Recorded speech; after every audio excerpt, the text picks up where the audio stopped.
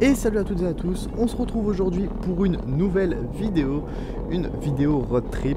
Donc je vous mets un peu dans le contexte, c'est des vidéos qui datent du début mois de mars.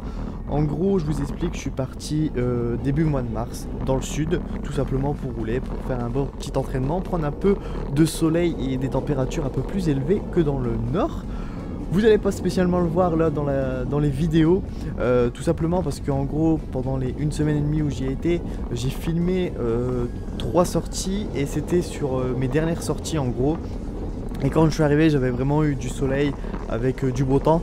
Mais le truc c'est que vu que j'allais rouler, ça me faisait tellement plaisir de rouler sous le soleil, je prenais pas le temps de mettre la GoPro et je les ai mis du coup sur la fin et on voit que c'est gris.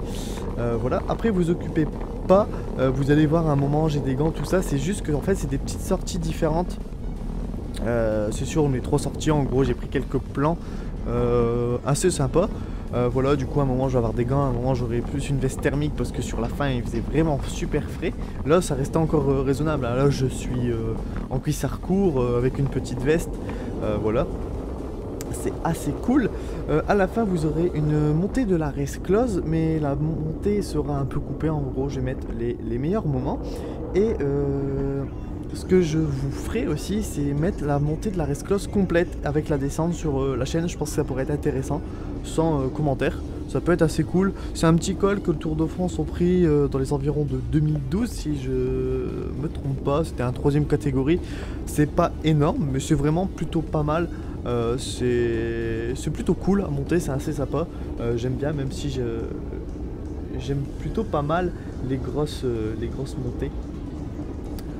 Donc voilà, en même temps je suis en train de regarder le Giro si jamais, et là on a une attaque de la FDJ avec Pinot et Simon Yates devant. Bref, je m'éloigne un peu.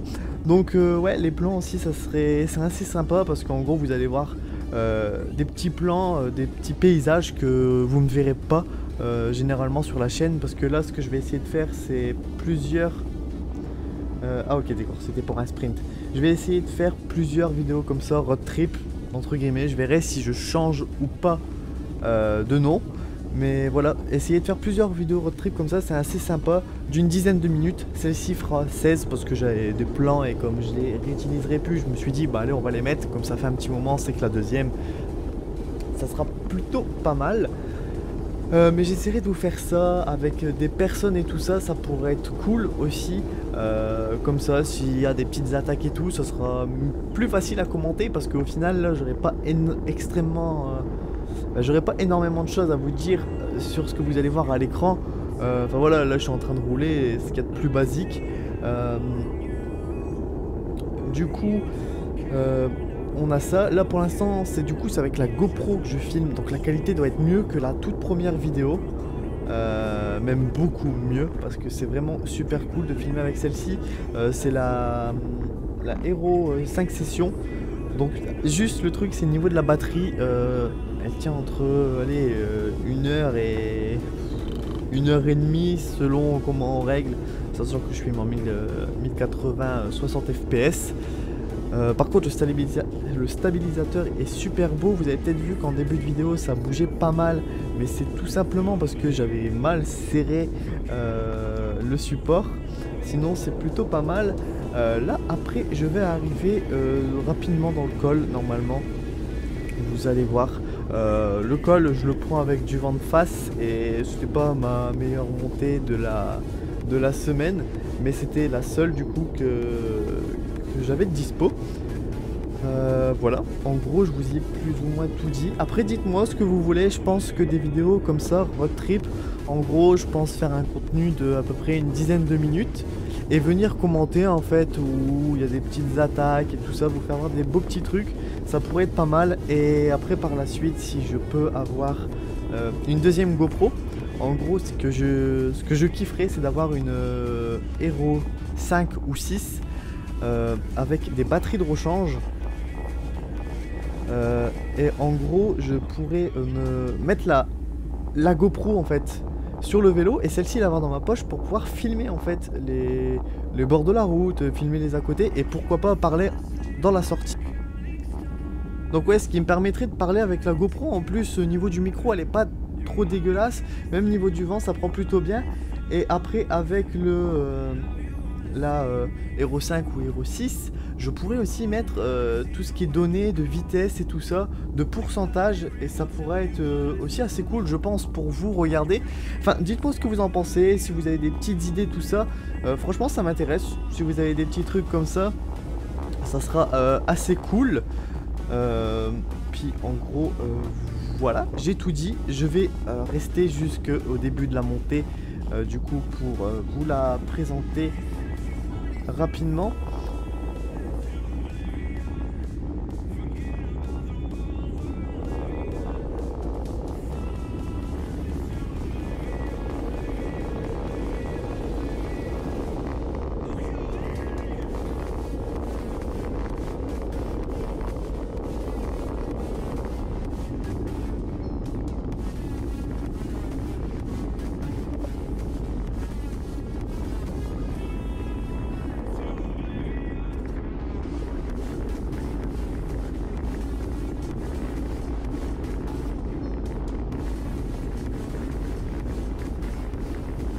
Allez, du coup là je vais tourner sur la gauche et j'attaque du coup la montée. Donc j'ai fait quelques coupures, et puis en plus ce jour là j'ai pas croisé ou dépassé de cyclistes. Faites pas attention quand je roule sur la gauche et tout ça. En gros, pendant niveau des virages, si vous avez déjà monté des cols et tout ça,